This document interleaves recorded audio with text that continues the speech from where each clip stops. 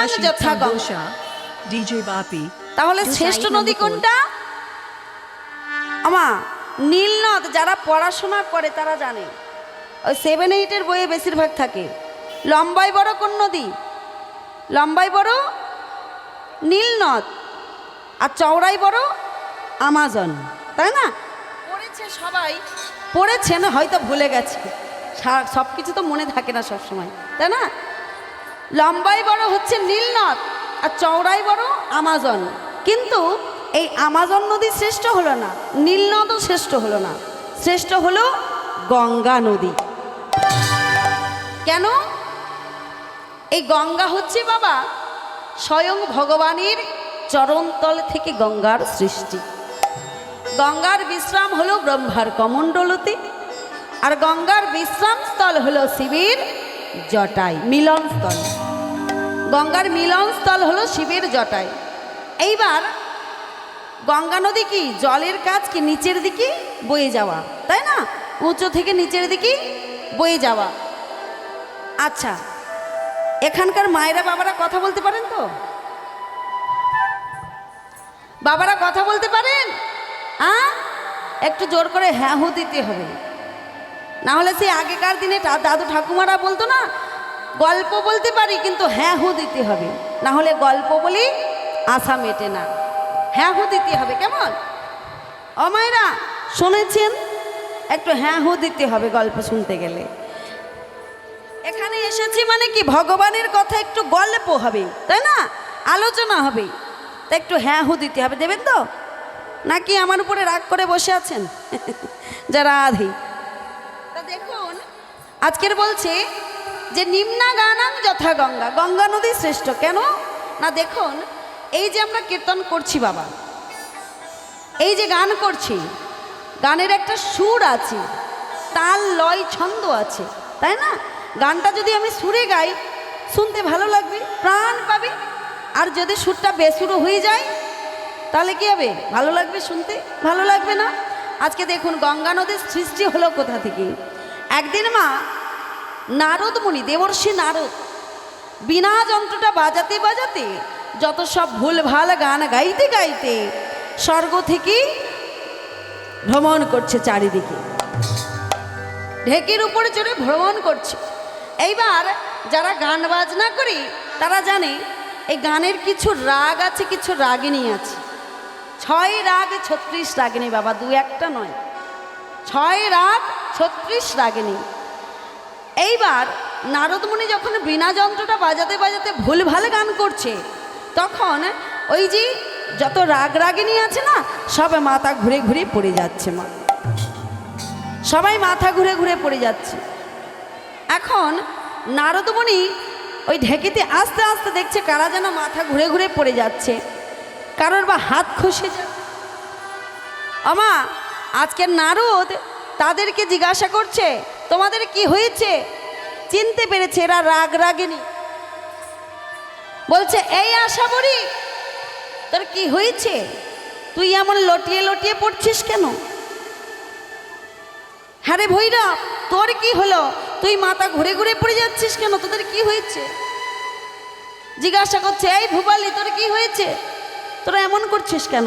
বলে, কি আর বলবো প্রভু, যা হয়েছে সবই তো আপনার জন্য হয়েছে। দেবর্ষি নারদকে বলছে, ও প্রভু, কি আর বলবো, যা হয়েছে সবই তোমার জন্য হয়েছে। সে কি গো, আমার জন্য হয়েছে মানে? বলে, হ্যাঁ, তুমি এমন সব ভুলভাল গান করেছ, আমরা সবাই মরতে বসেছি, আমরা সবাই মরতে বসেছি।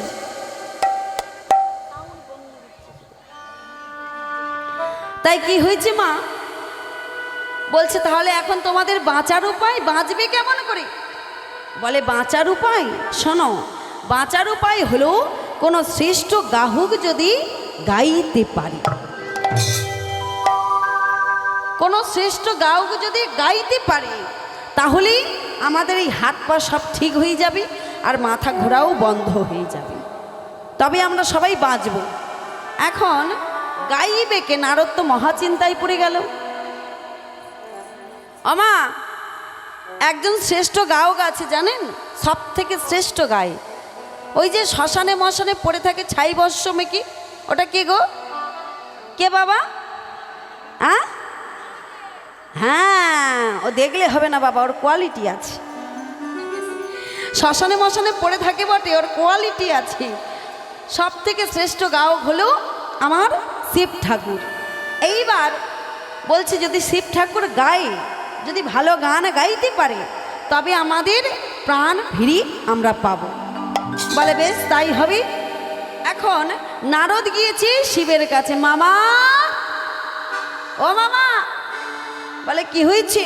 বলে শোনো, আজকে না তোমাকে গান গাইতে হবে। বলে বেশ, গান না হয় আমি গাইলাম, কিন্তু আমি যদি গান করি শুনবে কি?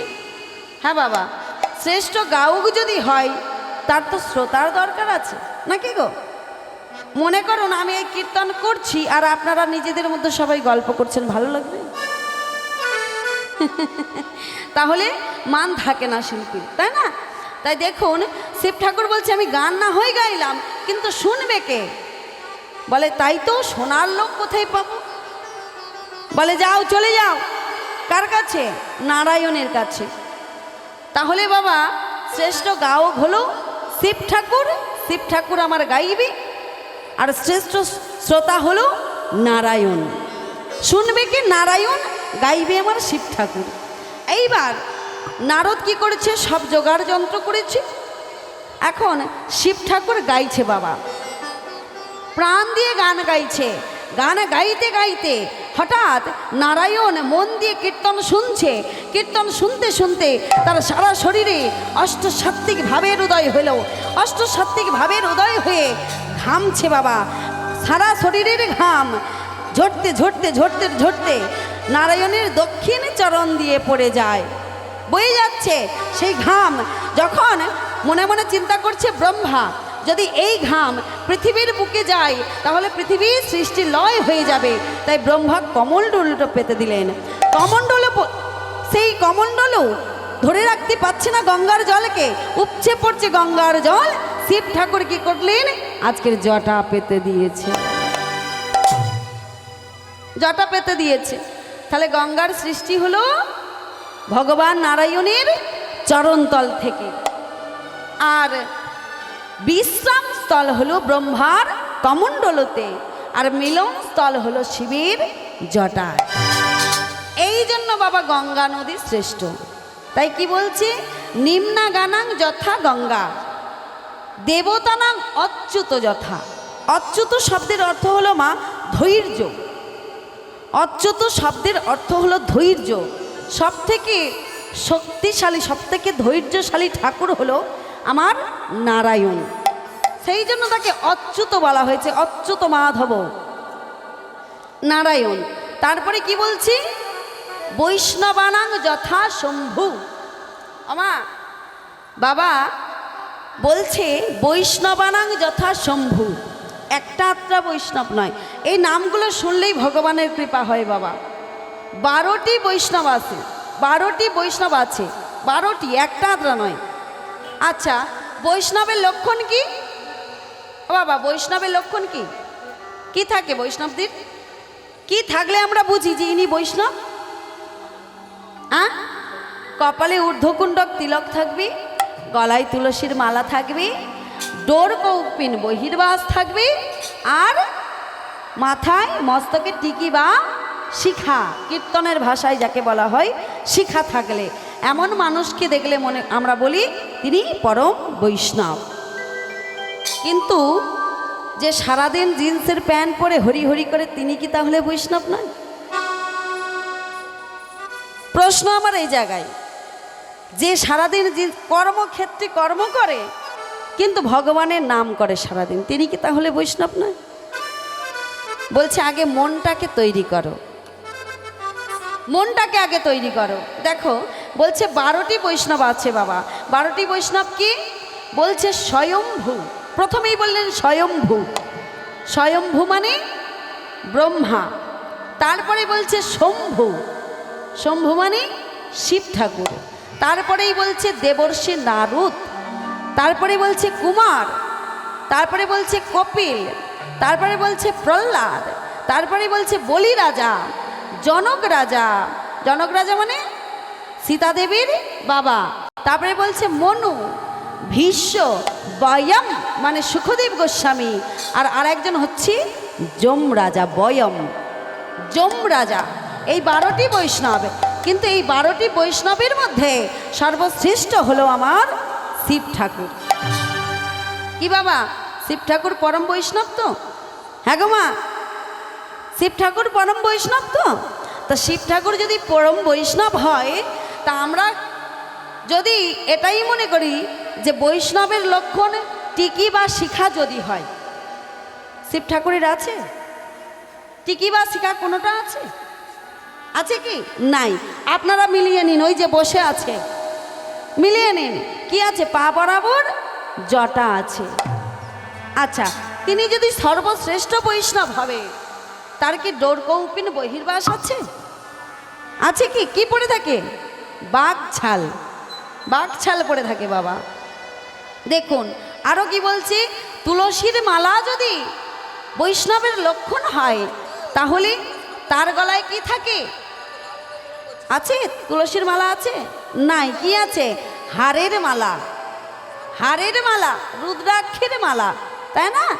আর কি আছে? ঊর্ধ্বকুণ্ডক তিলক থাকে শিব ঠাকুরের? নেই। তাহলে কি থাকে? ত্রিকুণ্ডক তিলক থাকে। আচ্ছা, তাহলে তবুও তথাপিও সর্বশ্রেষ্ঠ বৈষ্ণব হলো আমার শিব ঠাকুর। শুধুমাত্র হরি নামটা শোনার জন্য সোনার কাছে পরিত্যাগ করে শিব হয়েছে শ্মশানবাসী বাবা, সোনার কাছে পরিত্যাগ করে। এই হচ্ছে বৈষ্ণব। তারপরেই বলছে, কি বললাম? নিম্নাগানাং যথা গঙ্গা, দেবতানাং অচ্যুত যথা, বৈষ্ণবানাং যথা শম্ভু, পুরাণানাং ইদং তথা। মানে আমাদের বাঙালিদের বাবা সনাতন ধর্মে 18টি পুরাণ আছে বাবা, একটা আধটা নয়, 18টি পুরাণ। এই পুরাণের নাম শুনলেই কৃপা, ভগবানের কৃপা লাভ করা যায়। 18টি পুরাণ আছে। কি কি? ছোট্ট করে বলি। প্রথমেই বলছে মদ্রায়ম, ভদ্রায়ম, বদ্রায়ম, ব চতুষ্ঠয়ম,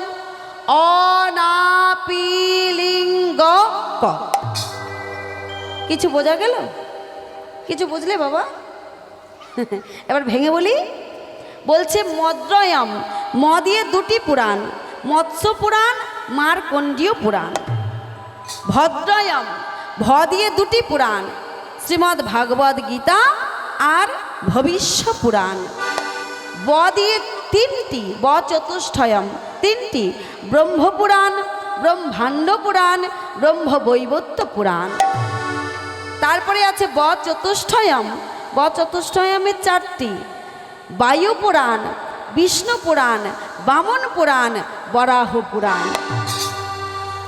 মদ্রয়ম, ভদ্রয়ম, বদ্রয়ম, ব চতুষ্ঠয়ম, অতি অগ্নি পুরাণ, না, নাতে নারদীয় পুরাণ, লিং, অনাপি, পিতে পদ্ম পুরাণ, লিং, লিংতে লিঙ্গ পুরাণ, অনাপি লিঙ্গ, গতে গরুর পুরাণ, আর কতে কুর্ম পুরাণ এবং স্কন্দ পুরাণ। আচ্ছা বাবা, স্কন্দ মানে মা কোন ঠাকুর জানেন? স্কন্দ মানে কি গো? স্কন্দ মানে কি? স্কন্দ মানে কার্তিক ঠাকুর। এই যে স্কন্দ পুরাণ, স্কন্দ পুরাণে বাবা 81,000 শ্লোক আছে, 81,000 শ্লোক। কিন্তু স্কন্দ পুরাণটা শ্রেষ্ঠ হলো না, শ্রেষ্ঠ হলো কোনটা? শ্রীমদ্ ভাগবত গীতা। কেন না? শ্রীমদ্ ভাগবত গীতা হলো ভগবানের মুখ নিঃসৃত বাণী। নিতাই গৌর হরি বল, হরি বল, হরি বল। চলুন যাই বাবা, অনেক বৈষ্ণবদের নাম শুনলাম, অনেক পুরাণের নাম জানা হলো, তাই না বাবা? এগুলো জানা দরকার, আমরা বাঙালি তো, তাই না? এগুলো জানলেই কৃপা, নাম শুনলেই কৃপা। চলুন এইবার আমরা যাব মধুময় শ্রীধাম বৃন্দাবন। আচ্ছা মা, এটা তো একটা বৃন্দাবন, তাই না? কি গো ও বাবা, এটা তো একটা বৃন্দাবন।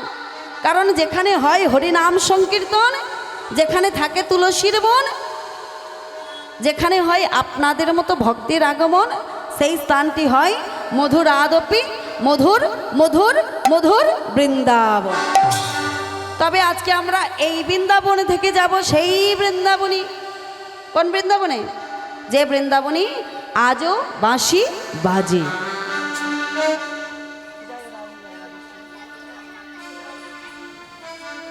মা বৃন্দাবনে যাবেন তো? জোর করে, আমার কথা শোনা যাচ্ছে না? হ্যাঁ, সবাই মিলে দুটি বাহু তুলুন তো দেখি, কারা কারা বৃন্দাবনে যাবেন। সবাই মিলে এইদিকে। না, সবাই কিন্তু উলু কাছে আছে না মাঠে চাষ হয়েছে? কোনটা কাছে আছে? আমাদের মানখণ্ডে সব উলু মাঠে চাষ হয়, মা কিছু মনে করবেন না। তা এইদিকে বাবারা সবাই মিলে জয় রাধে জয় রাধে জয় জয় মধুর শ্রী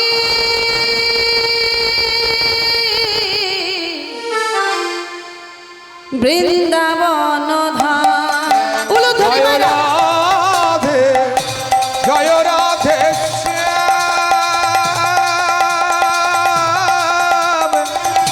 জয় জয় মধুর বৃন্দাবন ধামে। জয় রা। আস্তে আস্তে আস্তে আস্তে। আমার কি হয়েছে? হ্যাঁ, এখন থেকে হাত বন্ধ। আমার জন্য বলছি না, আমার ভগবানের জন্য একটু হবে না? হ্যাঁ, উলুধ্বনি যতক্ষণ বলবো ততক্ষণ। সবাই মিলে দুটি বাহু তুলে করে করতালি, সবাইকে বলছি বা জয় রাধে জয় রাধে শ্যাম জয় জয় মধুর বৃন্দাবন ধাম। জয় রাধে জয় রাধে শ্যাম জয় জয় মধুর শ্রী বৃন্দাবন ধাম। জয় রাধে জয় রাধে শ্যাম জয় জয় মধুর বৃন্দাবন ধাম। স্বামী কুণ্ড রাধা কুণ্ড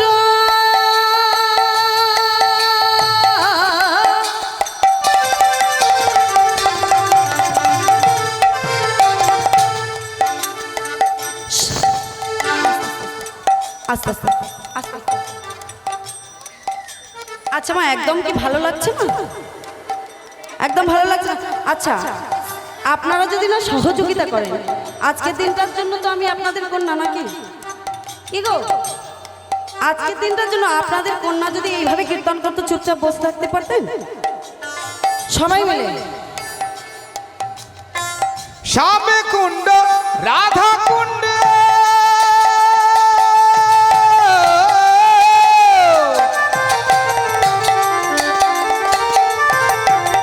শ্যামে কুণ্ড রাধা কুণ্ড গিরি গোবর্ধন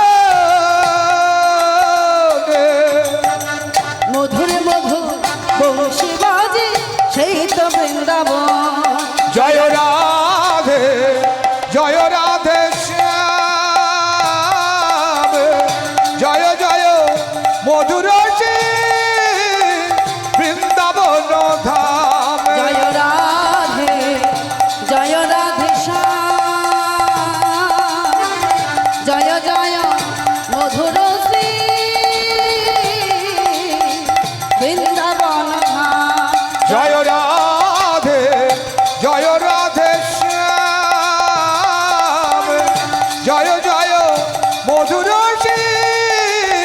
বৃন্দাবন ধাম। বলি রাধা রানী কি জয় প্রেম সাগরীর মরালিনী কি জয় অষ্টসখীর শিরোমণি কি জয়। শ্রীনিকেতন শ্রীধাম বৃন্দাবন। বাবা, বৃন্দাবন একটা জেলা, দক্ষিণ 24 পরগনা যেমন একটা জেলা, বৃন্দাবনও একটা জেলা। এই বৃন্দাবনের একটা ছোট্ট গ্রাম ছিল যার নাম হলো মথুরা। আর এই মথুরার একজন রাজা ছিল বাবা। এই মথুরার রাজা ছিলেন ভয়ঙ্কর, দুরাচারী, ঈশ্বর বিদ্রোহী, যার নাম হলো কংস। যার নাম হলো কংস। এই কংস তিনি কাউকে ভয় পেতেন না বাবা। কিবা সাধুগুরু বৈষ্ণব, কিবা পিতামাতা, তিনি কাউকে ভয় পেতেন। এই কংসের কড়া নির্দেশ, মাইকটা ঠিক করে দাঁড়ানো, বড্ড কমে যাচ্ছে, এরকম করলে কি করে গান করব?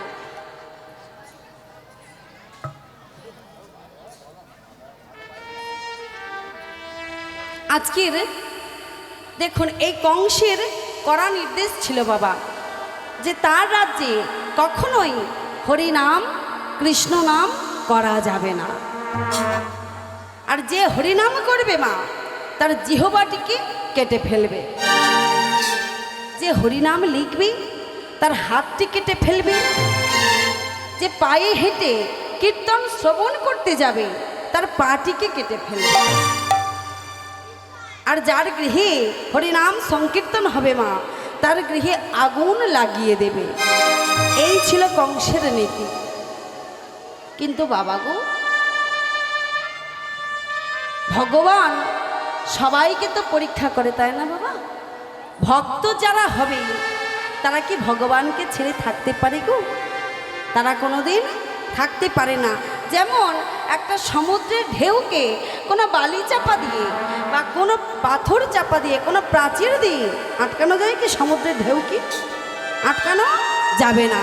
ঠিক তদ্রূপ কোনো ভক্তির ঢেউকেও কোনোদিন, ভক্তির ঢেউকে কোনো রাজনীতি দিয়ে, কোনো দুর্নীতি দিয়ে কোনোদিন বন্ধ করা যায় না, যায় না, যায় না। দেখুন, আজকে তারই একটা ছোট্ট প্রমাণ দিচ্ছি বাবা।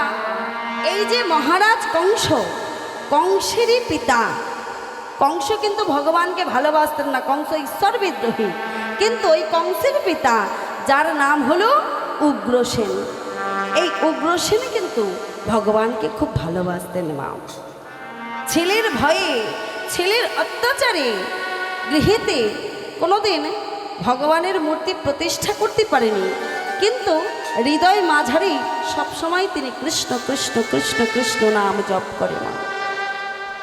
তাই দেখুন, আজকের মহারাজ কংস রাজকার্যে ব্যস্ত, ঠিক এমন সময় নিজের ঘরের মধ্যে প্রবেশ করে আজকের গৃহের দরজা জানালাকে বন্ধ করে ভগবানকে ডাকে আর বলে, দয়াময়, তবে কি তুমি আমায় কৃপা করবে না? বলো না, বলো। কবে কৃষ্ণ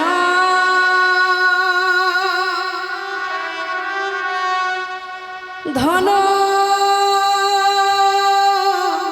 পাব, হিয়ার মাঝারে থব,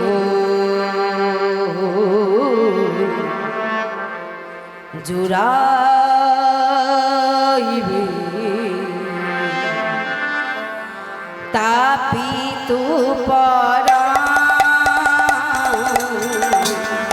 জুড়াইবে তাপিত পরাণ। আজ কবে কৃষ্ণ ধন পাব, হিয়ার মাঝারে থব,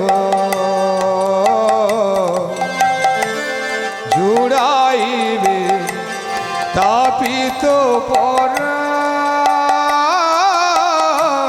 জুড়াইবে তাপিত পরাণে।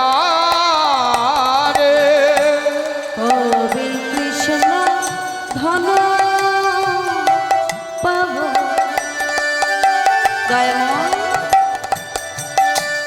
হিয়ার মাঝারে থব,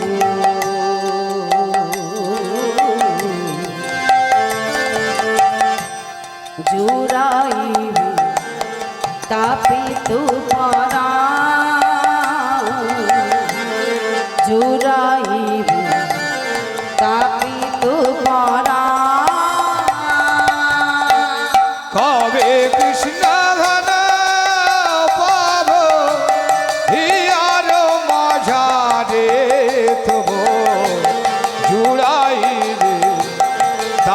তাপিত পরাণ জুড়াইবে তাপিত পরাণে আমি সদা রাখিব ধরে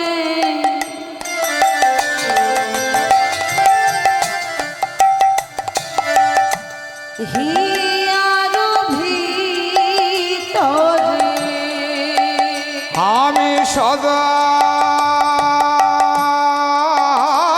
রাখিব ধরে হিয়ার ভিতরে সদাই রাখিব ধরে হিয়ার ভিতরে আমি সদা রাখিব ধরে হিয়ার ভিতরে নিরখিব অযুগ চরণ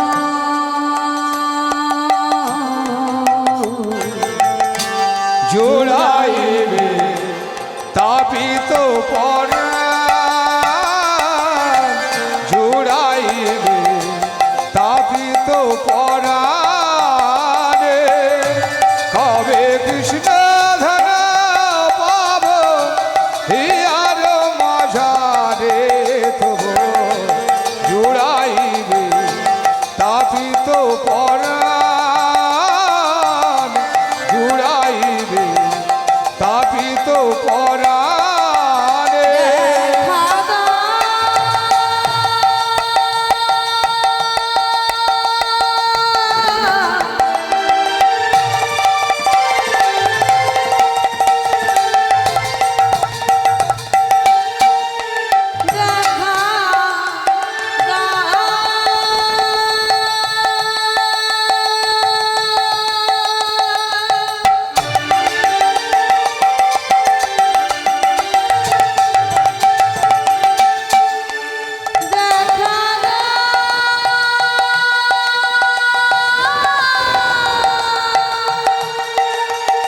দেখা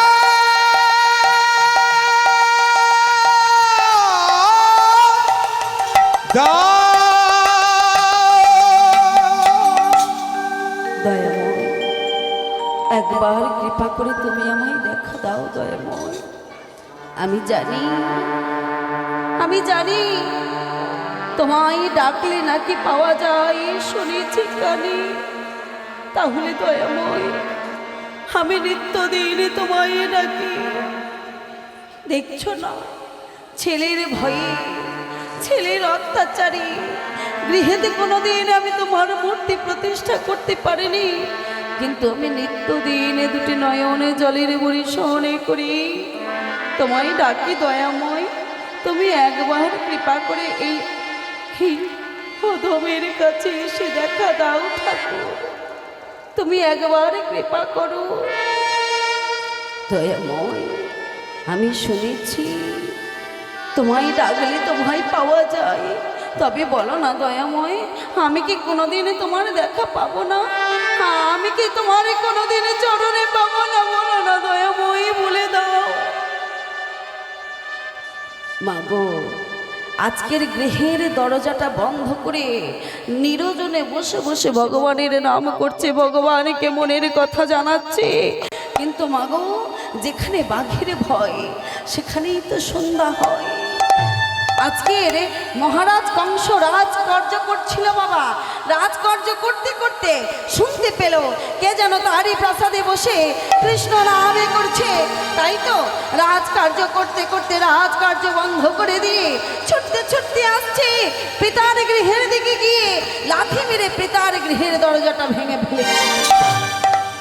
পিতা তোমার সাহস দেখে আমি অবাক হয়ে যাচ্ছি, আমি বারবার নিষেধ করার সত্ত্বেও তবুও তুমি হরি নামে করো, তবুও তুমি কৃষ্ণ নামে করো। আরে কে আছিস? আমার পিতাকে টানতে টানতে কারাগারে বন্দি করে দে। দেখুন মা, আজকের পিতা একটু হরিনাম কৃষ্ণ নামে করেছি বলে, হরিনাম কৃষ্ণ নামে করার অপরাধে পিতাকে টানতে টানতে তখনকার দিনে কারাগার, আজকের যেটা জেলখানা বাবা, সেই জেলখানায় বন্দি করে দিতে চলেছি। আজকে কংসের পিতা উগ্রসেন বলছে, খোকা রে, ওরে খোকা শোনে বাবা, আমি অনেক কষ্ট করে তোকে মানুষ করেছি, কিন্তু জানিস বাবা, আমি তোকে না মানুষের মতো মানুষ করতে পারিনি।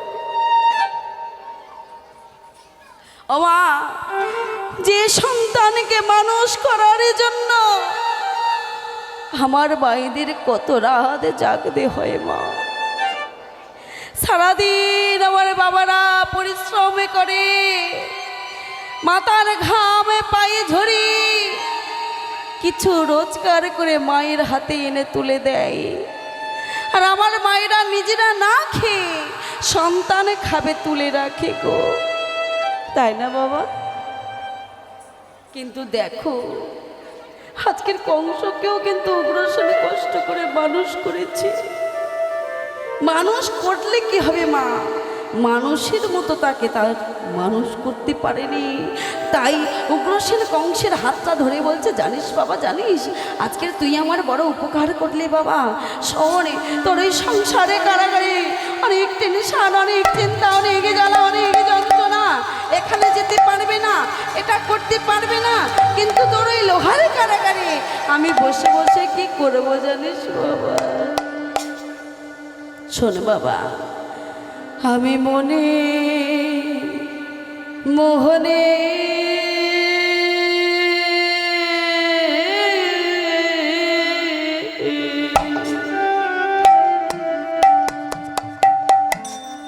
হরির নামে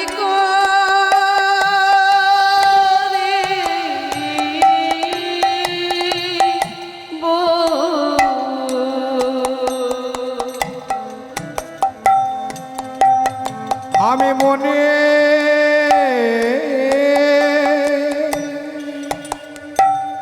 মোহনে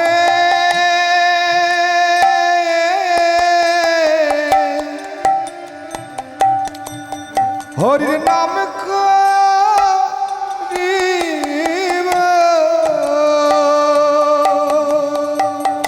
আমি মনে মোহনে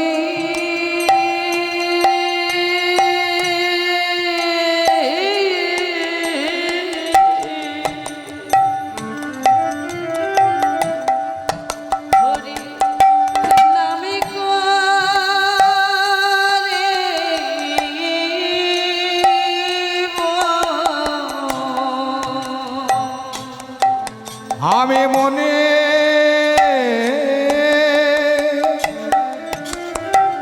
মোহনে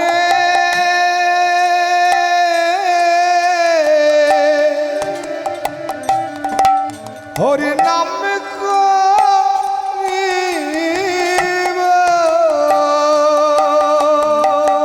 আমি কারো বাধা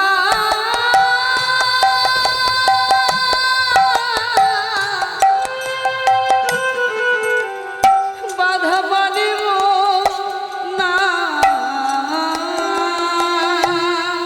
গো,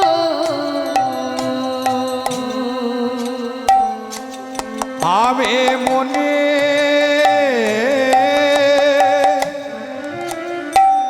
মোহনে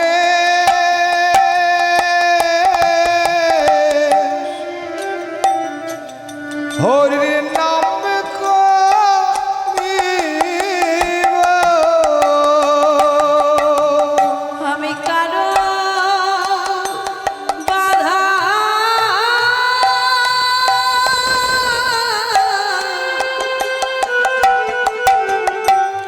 বাধা মানিব না গো, আমি মনে মোহনে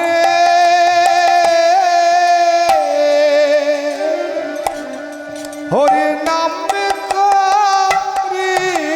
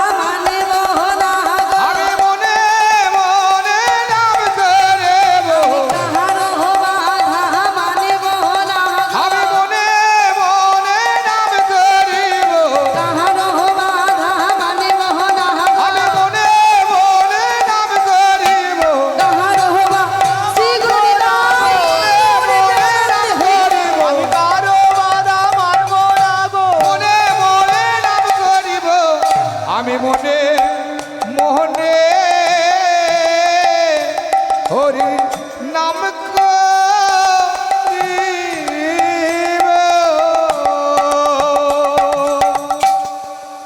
দেখুন আজকের কংস মহারাজ নিজের পিতাকে টানতে টানতে কারাগৃহে বন্দি করে দিচ্ছে, আর কংসের পিতা উগ্রসেন কংসকে বলছে, কংস রে জানিস বাবা, তোর এই লোহার কারাগারে এমন কোনো টেনশন নেই, কোনো যন্ত্রণা নেই, কোনো কষ্ট নেই, কেউ আমাকে কোনো কাজ করতে বাধা দেবে না। তাই তো আমি ওই লোহার কারাগারে বসে বসে শুধুমাত্র হরিনাম কৃষ্ণ নামে করব। ওমা, আমরাও সেই দিন হরিনাম কৃষ্ণ নামে করি যেদিন আমরা এই সংসার থেকে অনেক জ্বালা পাই, অনেক যন্ত্রণা পাই, অনেক কষ্ট পাই, সেদিন ভগবানের চরণতলে বসে বসে বলি, দয়াময় তুমি কি দেখতে পাও না আমার এত যন্ত্রণা, আমার এত কষ্ট, আমার এত দুঃখ। ওমা, যে সন্তানকে তোমরা মানুষ করছো না, এত কষ্ট করছো সন্তানকে মানুষ করার জন্য, কিন্তু আমাদের মানুষের মধ্যে মান আর হুঁশ দুটোর কোনোটা আমাদের মধ্যে নেই বাবা। কেন জানো? আমার কথা নয়, মহাজন বলছে, পশুবৃত্তি মানব জাতি করছে রে পালন, অজ্ঞানতার অহংকারে পরিপূর্ণ মন।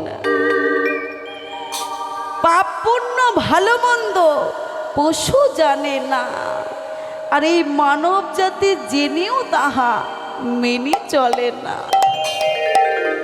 ইউনিভার্সিটির ডিগ্রি এদের আছে কত শত, তথাপিও চলন বলন দেখো যেন মূর্খের মতো।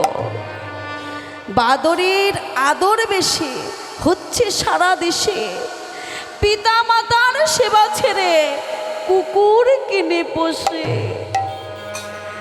এমন কিছু মানুষ আছে বিশ্ব চরাচরে, হৃদয় ভরা নোংরা যাদের ভদ্রবেশে ঘুরে। ভদ্রবেশে ঘুরলে দেশে মানুষ বলে না, মানুষ বলবে জাগবে যেদিন জ্ঞানীর চেতনা। অসৎ ব্যক্তির অর্থ শক্তি যাচ্ছে কত বেড়ে, সৎ ব্যক্তি কাঙাল হয়ে রাস্তায় রাস্তায় ঘোরে। তাই মহাজনে কহে, ওহে মানুষ পশুর ধর্ম ছাড়ো, মানুষ যদি হতে চাও মানুষের সেবা করো। নেতাই বাবা, এখন মানুষ মানুষকে সম্মান দেয় বাবা, দেয় কি? গুরুজনদেরকে শ্রদ্ধা করে না।